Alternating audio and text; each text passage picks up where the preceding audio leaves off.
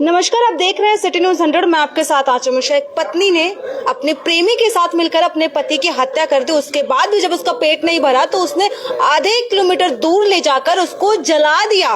उसके बाद अब मैं आपको बता दूं, वो था कौन प्रेमी? उसका प्रेमी जो था उसके मामा का खुद लड़का था, मतलब एक तरीके से देवर था। सोचे पति की हत्या कर जाती। परिवार यहाँ पर है, जानते हैं। और ये अजरौंदा का मामला है। एक बार फिर भी लोकेशन का पूरी डिटेल बताएंगे आपको, आखिरकार क्या था पूरा मामला और कैसे क्या हुआ था। आप क्या हुआ था वो पूरी जानकारी दीजिए। मैं बता देता हूँ जी। ऐसा है जी, मेरा भाई था राजेश कुमार, जो सेक्टर 15 में पंचर लगाने का काम करता था फरीदाबाद में। उसकी 3 बच्चियां हैं सर, ये इधर देख लो, उसकी ये 3 बच्चियां हैं। उसका मैम मर्डर हो जाता है और उसका जो मर्डर है मेरे सगे मामा का लड़का महेश, सगे मामा का लड़का उसका मर्डर कर देता है सर। मामा का लड़का सर नंदगांव से था, नंदगांव से था। और मर्डर करने का जो हाँ ठीक है। और जी उसका मर्डर करने का जो मकसद था वो था, जो मेरे भाई की जो वाइफ थी पूनम, वो उसको पाना चाहता था। पाना इन द सेंस मतलब उन दोनों का अफेयर था, बहुत अच्छे उसमें थे वो लोग। तो उन दोनों ने प्लान मर्डर करा है। 2 महीने से इस मर्डर की प्लानिंग चल रही थी उनकी कि कब कैसे इसको ठिकाना लगा जाए। मतलब तो आपकी भाभी थी वो? आपकी भाभी अपने प्रेमी के सासाथ मिलकर पति की हत्या कर दी? बिल्कुल जी, बिल्कुल बिल्कुल। उसके बाद इन बच्चों की जो माँ थी वो। ऐसा है जी, 13 मार्च को शाम को 6 बजे 13 मार्च शाम को 6 बजे महेश मेरे भाई को यहाँ से बहला फुसला के फरीदाबाद से महेश मेरे सगे मामा का लड़का है, उसको यहाँ से लेके गया बहला फुसला के कि भैया मैं आपको कुछ पैसे दिलवाता हूँ, आपकी कुछ मदद करवाता हूँ। ऐसा है जी, वो पारिवारिक जीवन में थोड़ा सा बेचारा थोड़ा फंसा हुआ था, कर्जे वर्जे के चक्कर में तो थोड़ा था, वो दिक्कतों में चल रही थी उसकी जिंदगी, लेकिन अपने बच्चों को पाल रहा था, जैसे तैसे भी इनका पालन पोषण कर रहा था। तो महेश यहाँ से उसको लेके जाता है। ले जाने के बाद में 9-10 बजे के आसपास रात को नंदगांव बरसाने के नंद बाबा है, मंदिर के पीछे नंद बाबा की बगीची में ले जाके उसका खेतों में जाके गोली मार के कट्टे से, देसी कट्टे से यहाँ गोली मारता है। चलती हुई मोटरसाइकिल पे कच्चे रास्ते में ले जाके गोली मारता है। गिर जाती है मोटरसाइकिल, हेलमेट खूनम खान हो जाता है। फिर महेश क्या करता है, बॉडी को खींच के खेतों में ले जाता है। खेतों में ले जाने के बाद में उसके कपड़े उतारता है। कपड़े उतारने के बाद में भाई की मोटरसाइकिल का पाइप काटता है, एक बोतल में तेल पेट्रोल भरता है और वहां पे खेत में एक तिरपाल लगा हुआ, उस तिरपाल को फाड़ के लाता है और भाई की बॉडी को ऐसे बांध के ऊपर से, ताकि कोई शिनाख्त ना हो पाए बॉडी की, तो उसमें पेट्रोल छिड़क के आग लगा देता है। आग लगाने के बाद में फिर वो अपने एक मित्र को फोन करता है जिसका नाम मनिंदर था, नंदगांव में। ठीक है, वहां पे अपने एक मित्र को फोन करता है मनिंदर को, उसको बुलाता है, उसको शराब पिलाता है वहां पे। फिर उसको सारी घटना बताता है कि मैंने अपनी बुआ के लड़के को ऐसे ऐसे कत्ल कर दिया यार, और तू मेरी मदद कर। तो वो पूछता है क्या कारण था। उसने बताया कि भाई मैं ऐसे ऐसे इसकी वाइफ से मेरा वो था और ये बीच में आ रहा था, तो मेरे को ये हटाना ही था साइड में, तू मेरी मदद कर। तो उसने उसको दारू पिला के उस लड़के को, मनिंदर को, फिर इन्होंने क्या किया है कि उस बॉडी को उठा के, और वहां पे एक नहर जा रही थी, नंदगांव से बरसाना के लिए एक नहर जा रही थी खेतों के, वहां से खेतों के पास। तो उस नहर में अंदर ही अंदर, जंगल में अंदर, कम से कम 3-3.5 किलोमीटर अंदर ले जाके जंगल में उसकी बॉडी फेंकी और वहीं पे जाके उसकी बाइक फेंकी। और जो कपड़े थे वो कपड़े फेंके भाई के छाता का एक वो था चौक, वहां पे एक नाला था वहां। और जो वेपन था, जो कट्टा था, वो फेंका नंदगांव से 2-2.5 किलोमीटर एक निठौड़ा गांव पड़ता है, उस गांव के तालाब में, ताकि किसी को कोई सबूत ना मिल सके। सब एक चीज और, इस सारी प्लानिंग में आपकी जो भाभी है, क्या नाम है उनका? पूनम नाम है। वो सब कुछ उनको पता था? वो वहीं पर थी मौके पे या वो कहीं और? मैं बता देता हूँ जी। ऐसा है, जब तक ये सारी चीजें हमें नहीं पता था, पूनम मेरे साथ स्टेप बाय स्टेप चल रही थी। चौकी पहले स्टेटमेंट चौक। अच्छा, मतलब हस्बैंड मर गया, उसको मार दिया गया, मरवा दिया गया, उसके बाद वो गुमराह भी कर रही थी परिवार। बिल्कुल जी, बिल्कुल। पूरे प्रशासन को, पूरे परिवार को, पूरे समाज को, सबको गुमराह करके चलिए, वो पूरी तरह से बचा के चलिए। कितने दिनों तक गुमराह करते रहे और आप लोग गुमराह होते रहे? मैम ऐसा है, इस कहानी का खुलासा हमें तो 16 तारीख को पता चला था।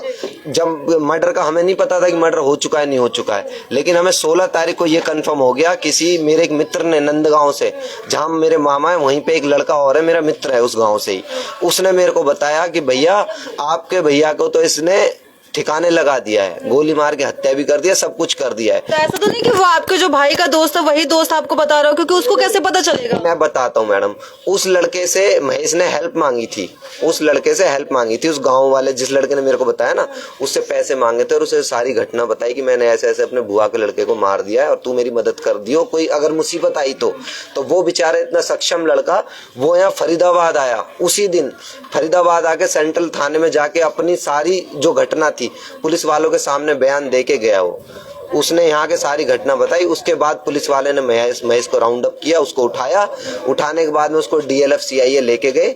डीएलएफ सीआईए में फिर महेश ने जो एक्यूज था, महेश हो गया, जिसने बॉडी ठिकाने लगाई मनिंदर, और जिसने वेपन दिया उसका नाम नहीं पता, जिससे वेपन लिया, ये तीनों कस्टडी में। मतलब आपकी भाभी और जिसने मारा है वो कहाँ पर है अभी? कस्टडी में? अभी फिलहाल कस्टडी में। आपकी बहू थी वो? इनकी थी। आपकी बहू थी अम्मा? हाँ बेटा मेरी आपकी बहू का मतलब कैसा, आप देखने में पता नहीं चला कभी आप लोग को घर में? अलग रहूं, अलग रही बेटा मैं, यहाँ तो रही जब तो पता रही, अब वहाँ लेगी 15 में जो कहीं यहाँ कोई रहता नहीं है, तो तुम्हारो बुरो देखे कोई ना वो काबू में कर रखो। देखो सगे मामा है, सगे मामा मतलब आपके सगे मामा का लड़का था जो आपका सगा भाई था? जो भाई हो मेरे भाई वही करो, मतलब सगे भाई का बेटा ही निकला? बेटा तेरी सी उम्र को ऐसे इतने की बड़ो है ज्यादा। जो आपके भाई हैं जिनको मारा गया है, ये दे सकते हैं ये राजेश है जिनको मारा गया है, और जिन्होंने मारा है एक तो इनके वाइफ और इनके जो भाई थे वो दिखाते हो। ये महेश है, ये मेरी भाभी है। ये देख सकते हैं जिन्होंने मारा है, एक तरीके से ये इनकी वाइफ थी, मतलब जिनका मारा गया है उनकी वाइफ, और ये उनके मामा के लड़के हैं, और दोनों ने मिलकर मतलब इसको हस्बैंड को ही मार दिया। देवर भाभी ने मिलकर हस्बैंड को मार दिया। ऐसा है सर, कंप्लेंट हुई है। पहले जो थी मिसिंग कंप्लेंट थी वो 346 की 15 की सेंट्रल थाने से जो मेरे को एफआईआर मिली।